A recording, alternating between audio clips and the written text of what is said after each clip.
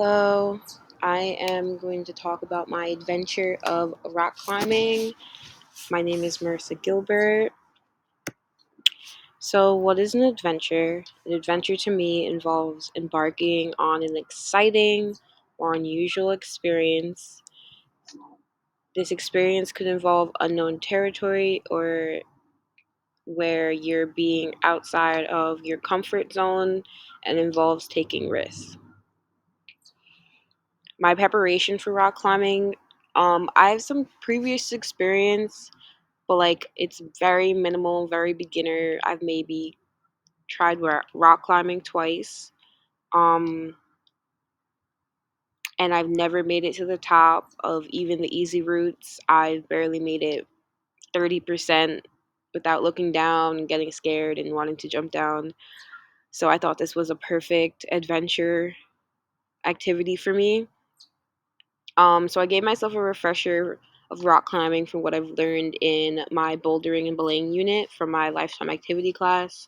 So that included how to climb using the strength of your skeletal system versus trying to just muscle up, how to secure yourself to a belay device, how to correctly fall without getting hurt, and the proper climbing attire. So I was definitely excited and feeling exhilarated to start rock climbing, but I was also nervous because it is nerve wracking when you start getting higher up off the ground. And I always like to look down, which probably isn't a good idea, but then that makes me really nervous about how high up I am. And then when my muscles get sore, I just get more nervous because I can't hold myself up. So with rock climbing, I climbed this green one you can see with the white arrow. It seemed the easiest to me. I picked it because the boulders were bigger, they were closer together instead of like spread apart and really small. So it looked easier compared to the other ones I've seen.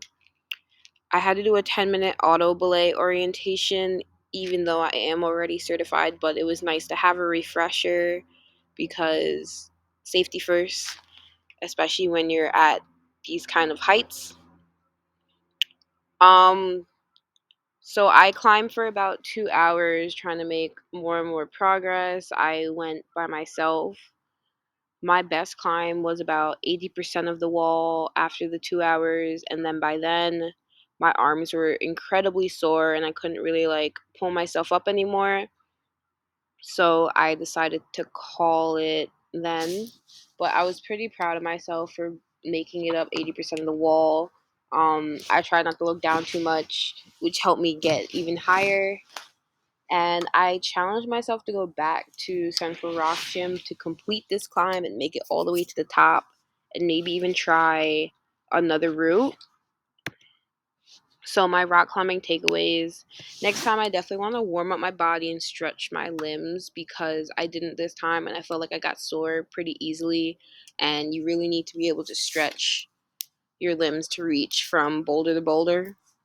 I like to bring snacks so I can get like a burst of energy because I definitely felt it dwindling away as time went on. So I want to be able to keep going.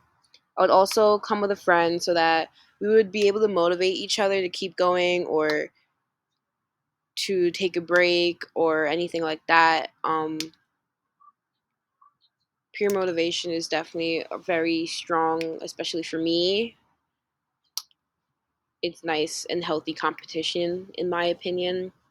So, my key takeaways are setting goals is good, but executing and planning how you're going to accomplish those goals is better. I went there with the goal of climbing to the top, knowing I've never done that before.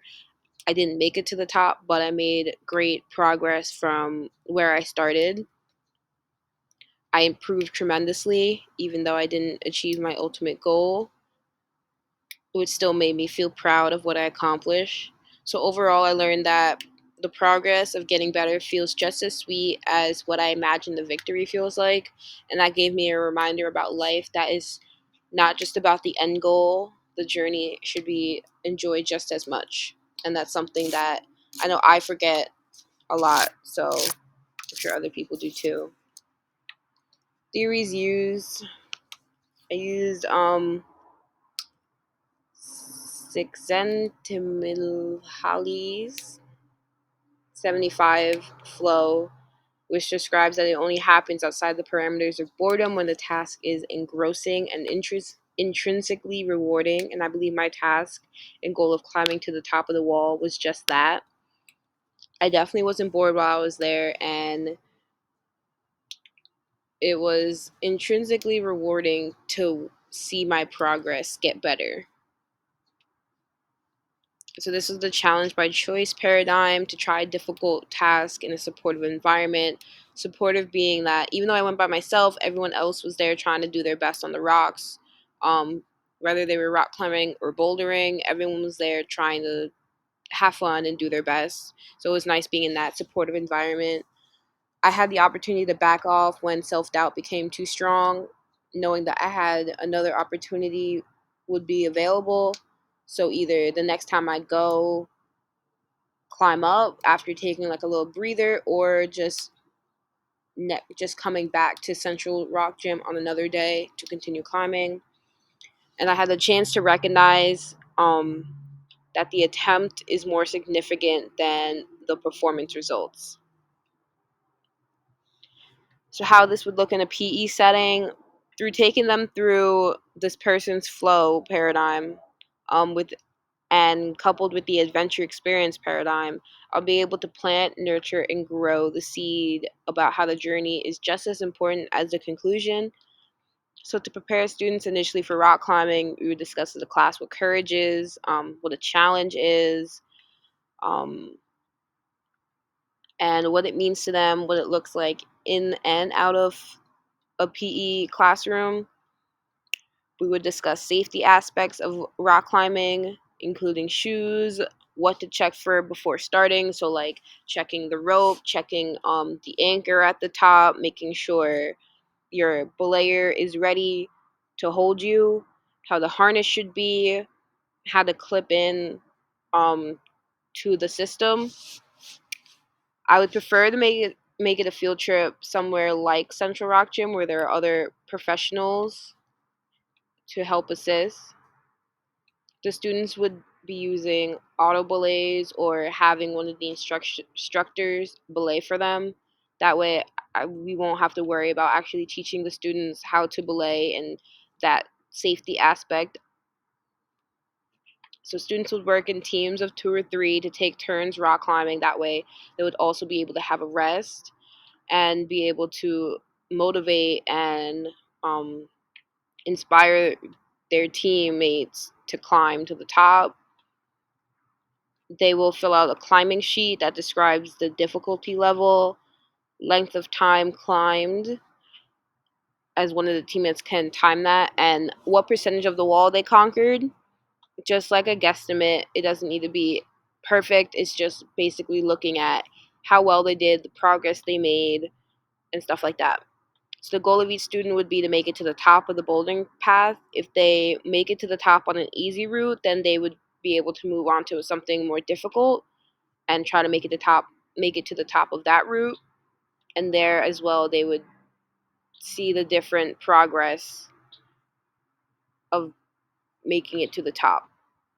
The goal is to have students enjoy the process of their journey and to celebrate the progress they made, no matter how minute. So, to debrief, I would have students write a short personal reflection on what they did, how they felt, and why. What does it mean, and how it can be applied in and out of physical education. Thank you.